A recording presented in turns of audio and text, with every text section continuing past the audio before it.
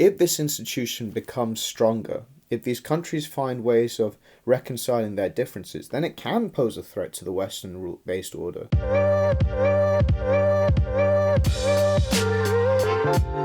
So today's episode is about the BRICS. These countries, the Russia, India, Brazil, China, South Africa, and a whole bunch of others. This is like a super team coming together now.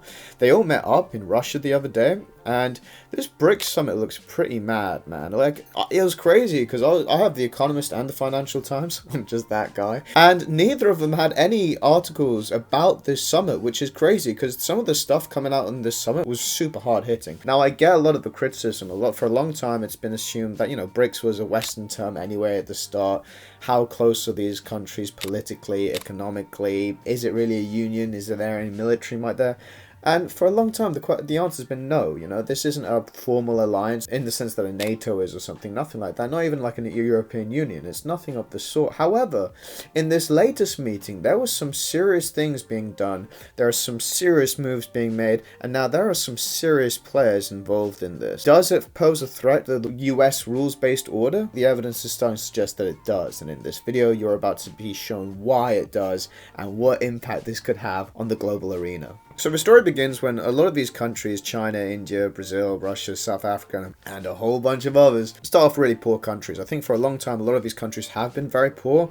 Nothing demonstrates this more than China, which, in 1970 was one of the poorest countries in the world, and today it's the second richest country in the world, getting right up there, really starting to challenge America. And the story of BRICS is really one of rags to riches in a way. And when I say rags to riches, I really am talking about China and then also India to a smaller extent. The others are still pretty much in rags. They tried to incorporate themselves into the Western order and it didn't really work out for them. We have stories of Russia, which after the Cold War tried to take on US loans and tried to modernize its system, and it kind of failed and it just handed over to rich oligarchs. We have the same sort of corruption stories going on in Brazil as well. India's been more of a success story.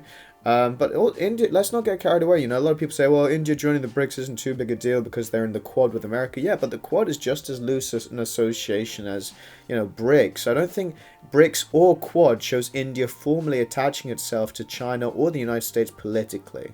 Economically, it's interested in building greater ties with both, but it's not joining either camp too ardently. I think it wants to contain China, but you've got to understand that India is just as wary of America as almost everyone south of Europe or east of Europe or any direction of Europe. Even America's critical of America. A story in which these countries have steadily become richer over the years. And, the 2010s wasn't the greatest year for a lot of these countries. I think, China really did better than all of them. But now they're coming together. Like, they're teaming up. If America was like the X-Men, these guys are like the Brotherhood. Except for them, they are like the X-Men, and America and Western allies are like the Brotherhood.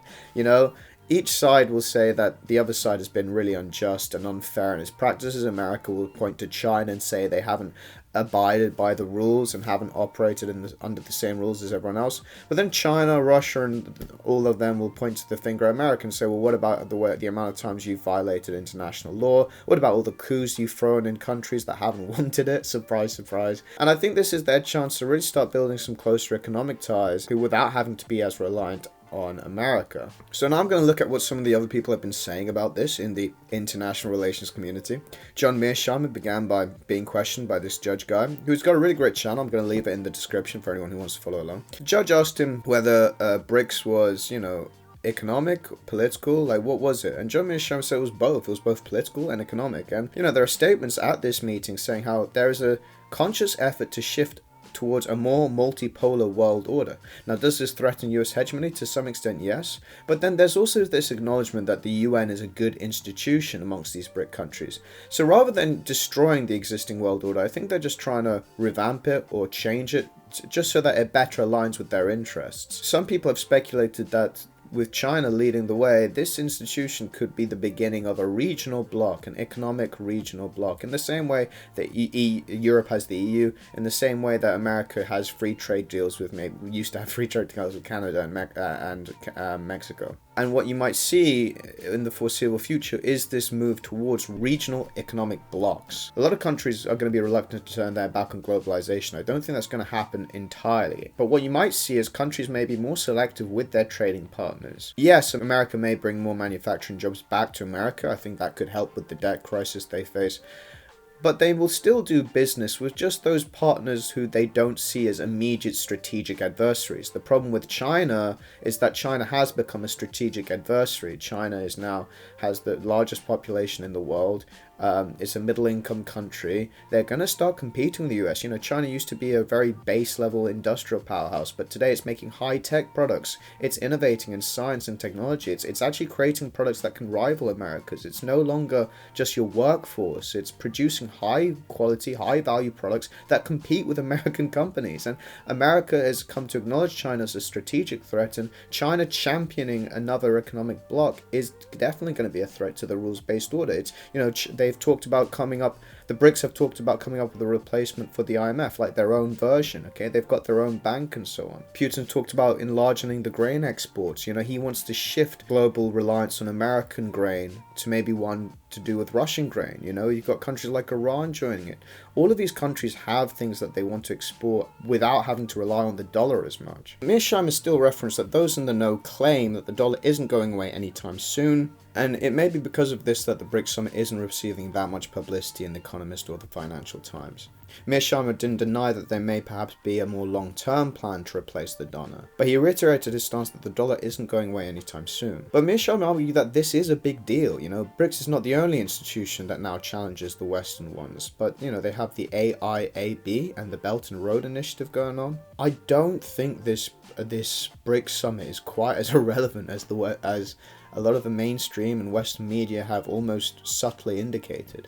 I think that's a big deal, and you gotta look at some statistics as well. BRICS countries now have a larger proportion of the global GDP than the G7. BRICS countries have a way higher population as well. If this institution becomes stronger, if these countries find ways of reconciling their differences, then it can pose a threat to the Western rule-based order.